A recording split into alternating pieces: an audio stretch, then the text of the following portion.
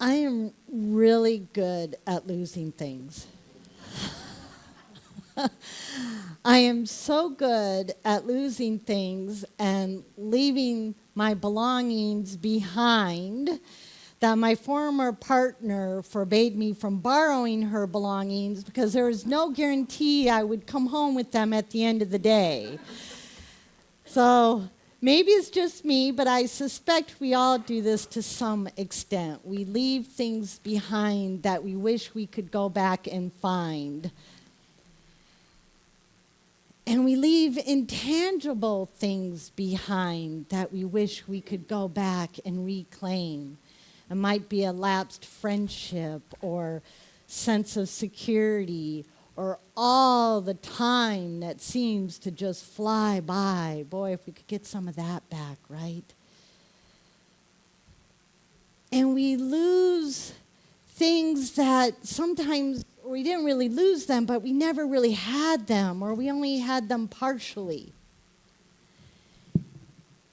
It might be our family history, our cultural history, our ancestral knowledge and values and stories.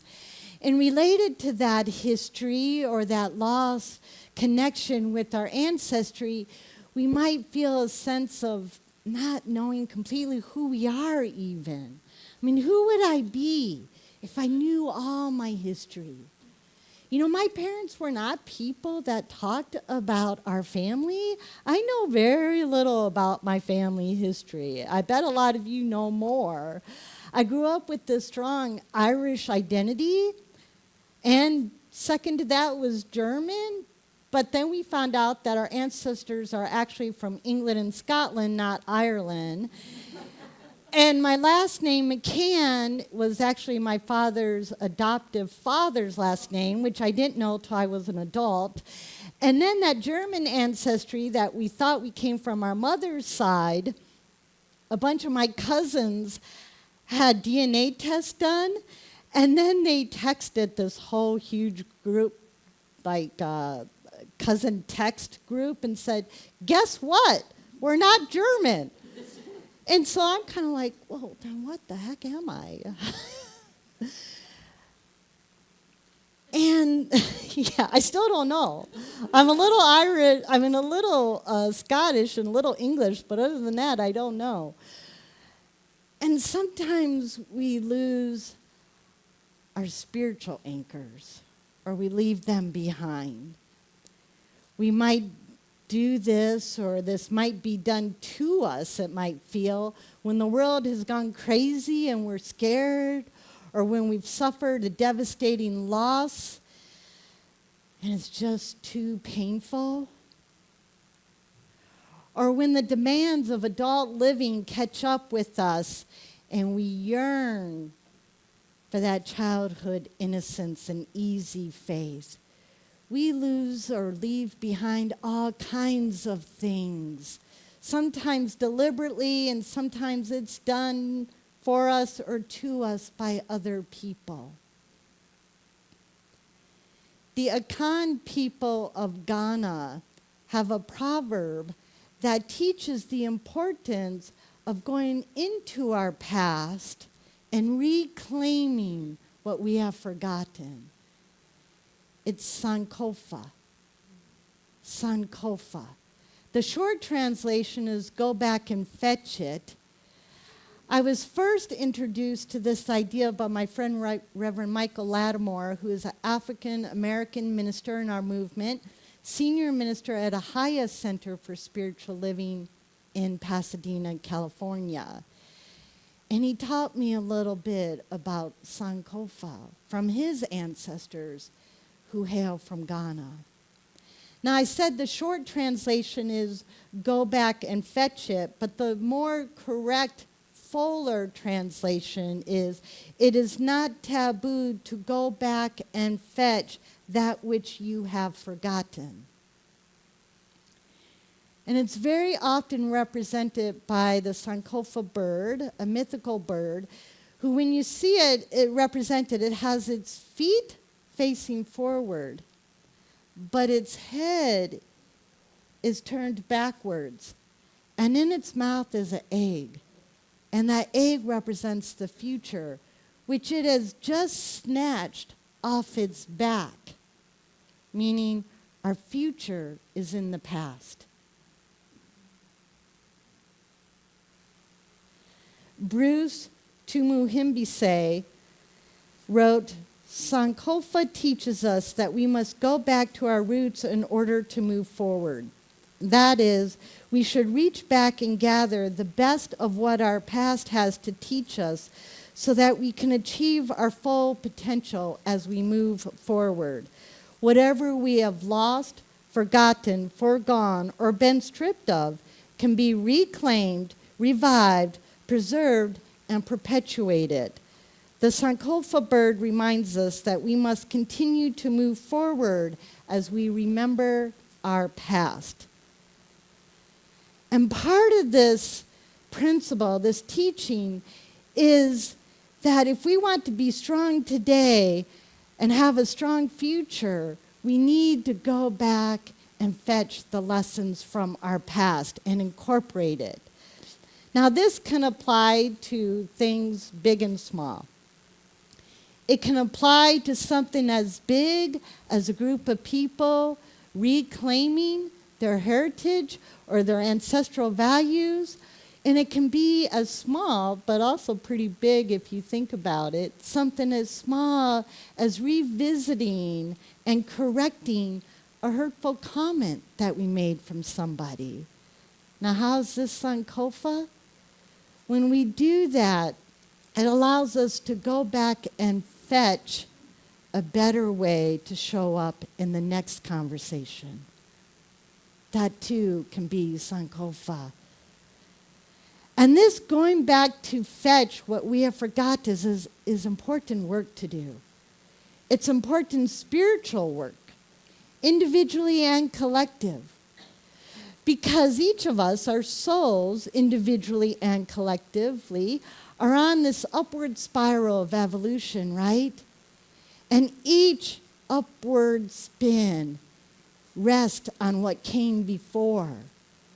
So we do well to go back and fetch what can shore up that past and make us stronger for that next evolution.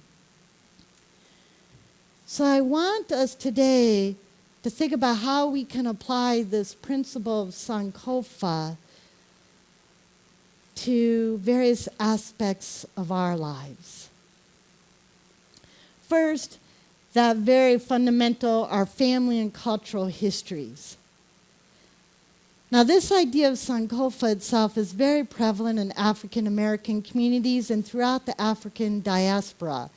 And the fact that it is so prevalent is an example itself of Sankofa. People of African descent saying, you know what, we're going to go back and claim what is good and beautiful about our ancestral heritage, our culture, our values, and we're going to bring them into today to make ourselves stronger today and our communities stronger. That itself is an example of Sankofa. Native Americans have done this in many aspects, reclaiming their languages and the cultures that are embedded in those languages, reclaiming their cultural spiritual practices, their traditional ways of managing resources, even their traditional justice systems. The Navajo Nation, many years ago, reclaimed their traditional justice system. It's a system of restorative justice.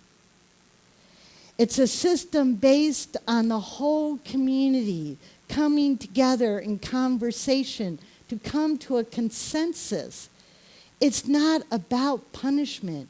It's about all the stakeholders agreeing, what do we need to do to make this right? To heal the relationships. And it's not just the offenders and the victims that participate in those conversations. It's their families and it's representatives of the entire community, because they know no one person is an island. And if we are going to go better or go forward stronger, we need to be together. So the Navajo Nation has gone back and fetched something that they know they need to be stronger for their futures. And we can all do this. We can all examine our past, our history, our cultures to reclaim what is valuable, what we need today. Now let's be clear about something that this is not. It does not mean going back to the past and digging up every little detail, good, bad, and ugly, and bringing all of it forward wholesale. Now, we do need to look at all of it. We definitely need to look at all of it, the good, bad, and the ugly. But we get to use our discernment while we're doing that, right? We get to use our intuition to discern what is good and valuable, and yes, bring that forward. What needs to be left in the past, but we can learn from it so as not to do it again. What needs to be left in the past, but we need to do some forgiveness work so as not to be stuck back there with it. And even what are those things we left in the past that, well, not great, but maybe we can transform it in a way that we could still use it today? So what this means is a critical examination of our histories and our cultures and bringing forward the best of it. If we could do that, then we can do as the Buddha said, let the past make you better, not bitter. I had an opportunity to engage in this a bit several months ago with a group that's actually housed at Ahaya CSL, where Reverend Michael is. I can't remember if I mentioned that I was introduced to Sankofa. I did mention that by Reverend Michael, right, at Ahaya. I was engaged in a group in his center, and we were led on a guided meditation to basically reconnect with our culture. Whatever each person feels is their culture. Now, we have several cultural identities. It might be nationality, race, gender, profession, religion. There's a lot of aspects to our culture, and this guided meditation had us reflect on whatever we felt like each individual needed to reflect on. Well, I ended up reflecting on that part of my past that I left behind years ago, Catholicism.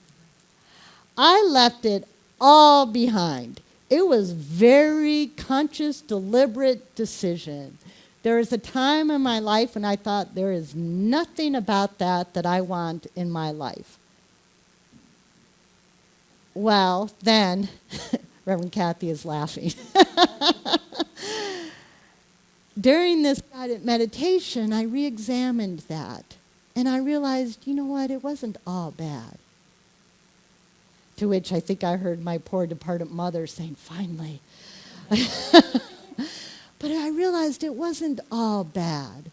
I did still consciously decide to leave in the past those parts that I find harmful about Catholicism, the whole idea of judgment and humility to the point of unworthiness and hell and damnation. I have left that behind. But I realized there are a few things Catholics do very well. Ritual and invoking the sense of the sacred. And I realized I like that. I'm going to bring that forward. In fact, I'm going to bring that forward into my ministry. Ritual and invoking the sacred. And I've tried to do that. And this year, we're actually implementing a new initiative here at Portland CSL. 5th Sundays are going to be Ritual Sunday. So next month, in March, will be our first try at this. So instead of a talk, it'll be ritual in communities. So please join us for our inaugural Ritual Sunday in late March. And I invite you to ask yourself, what about your history, your culture, your life? What have you left behind that you can maybe go back and fetch because it might be beneficial for you today. The second aspect of our lives that we can apply the principle of Sankofa is our self-identity. That thing about you, or those many things about you that make you, you, distinguishable from everybody else. Now, there's some chance that many of us heard growing up that some aspect of us, well, that's a sin, that's wrong, you need to hide that. Or that's not normal, or you're to this or to that. And for women of a certain age, we often heard that's not for girls. And for men of a certain age, they often heard that's not for boys. Society pressures us to leave behind parts of ourselves just so we can get along and fit in. Well, let's declare that other people no longer get to decide or tell us who we are or who we ought to be. Let's each of us go back and fetch our full identity. Those parts of us that we have left behind to, not rock the boat or to fit in, those parts of our identity are still there. We can always go back and fetch them. In fact, I would encourage us to go back and get them so we can be all of who we are here to be. We're going to need those parts of us for that next upward spiral. Another part of ourselves that we sometimes leave behind or forget is our divine nature. Sometimes we do this to ourselves. It could be done to us by other people, but sometimes we do it to ourselves. We're really hard on ourselves. We're our own worst critics. It can even get to the point of berating ourselves for our mistakes. Or we get to feeling like we're unworthy of good. We doubt our ability to be a beneficial presence in the world. We can see God in other people, but we don't see it in the mirror. Your divine nature, our divine natures cannot be squashed. It is always there. Go back and get it. Don't let anybody tell you that you are not the face of God. Don't tell yourself that you are not the face of God. Because there's only one thing going on in this universe, and that is God expressing itself in, through, and as all of creation, and you are that. So go back and fetch your divine identity. The last area of our lives that I want to talk about today is reclaiming those inner resources when we feel like we've lost them. Dr. Joseph A. Bailey II was an African-American scholar, historian, author, professor, and philanthropist. And he wrote a lot about the solutions for Black Americans and the many problems they face because of racism. And for Dr. Bailey, a lot of the solution had to do with this idea of Sankofa. And he encouraged his fellow Black Americans to return to the ancient African values of truth, goodness, harmony, wisdom, beauty, and holism. Now, Dr. Bailey was also a metaphysical thinker. And you can see the blend of his metaphysics and his concept of Sankofa when he wrote, "Return to the source." And here he writes source with an uppercase S. "Return to the source, furnisher of a first and continuous supply, so as to recover its richest lessons, its most instructive models, its best practices, and then put them in the service of the present and future." Well, we can do the same. We can return to that ultimate source when we feel like we've lost that inner joy and peace and wisdom, intuition, strength, creativity. These are resources that are imbued in our DNA before we are even born because they're just in the universe because, like I said, the universe is God and those qualities are God qualities, right? So we cannot destroy these resources. We can forget them. We can leave them behind. We can abandon them or feel like they've abandoned us. But these resources are always there for us. We can go back and fetch them. We can do this by sitting in contemplation and remembering all those times when we felt abandoned by those qualities, and remember, oh, you know what? Life does return. I was really crushed at that one point of my life, but joy did return. Love did return. Life, creativity did return. We can do that. We can remember that and take faith in that and hope in that, in knowing, yeah, those resources are still there. I can go back and fetch them. Another inner resource that we sometimes leave behind is truth. Those things that we know to be true, but we leave behind for some reason. That truth of the universal loving presence, the truth in the basic goodness of humanity, the truth that this life is joy and meant to be joyful. Now, we leave these knowings behind for various reasons. We might leave it behind because the circumstances of life are just really hard. We might leave them behind when we've been betrayed and we feel like the foundation of our lives is just rocked to its core. We might leave them behind when the wound is too deep and it makes us question everything. But the beauty of truth is it's truth, and it cannot be destroyed. So if you feel like you've left some truth behind, some knowing behind, don't let life circumstances have you abandoning that truth. Go back and fetch it.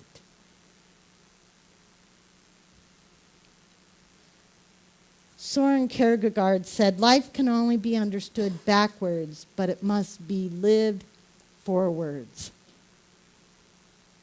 Life can only be understood backwards, but it must be lived forwards. So go back and fetch your understanding. Go back and fetch who you are. Go back and fetch what you know to be true so you can have a stronger, richer, better tomorrow. Let's pray.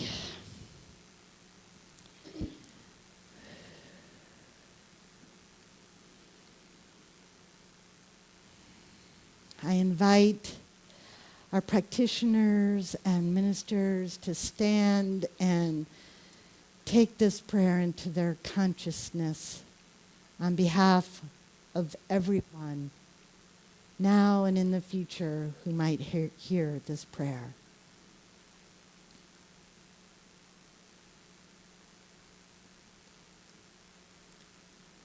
How good it is to remember that one loving presence,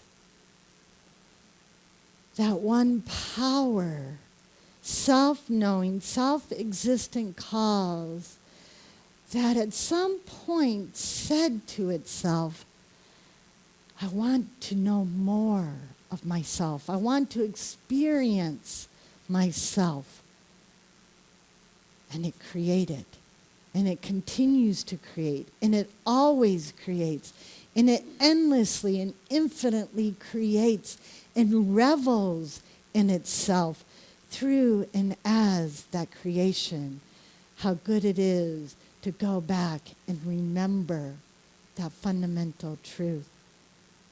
How good it is to go back and remember the fundamental truth that we are part and particle of that that we are divine nature, and that because we are part and particle of the one that is the all of the all, we are always that.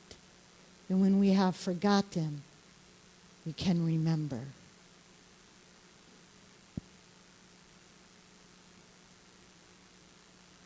And how good it is to have the courage.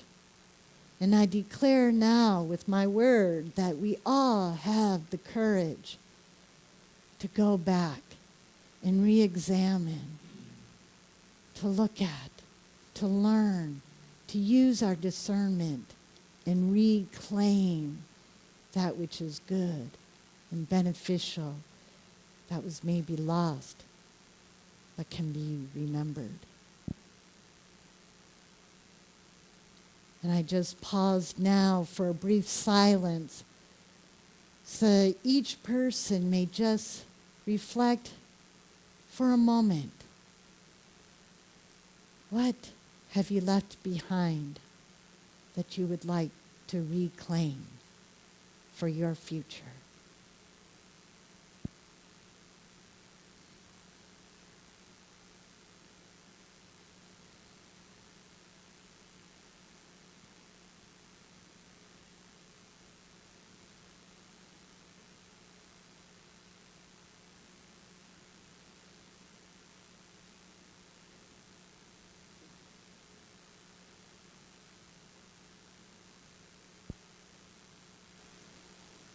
I give thanks for Sankofa and all the people who have preserved this and shared it and invited us into it for the benefit of our one human family, for our lives, and for our communities, and for our world. I give thanks, I let it go, I let it be, knowing that we are strong and we are able, and so it is.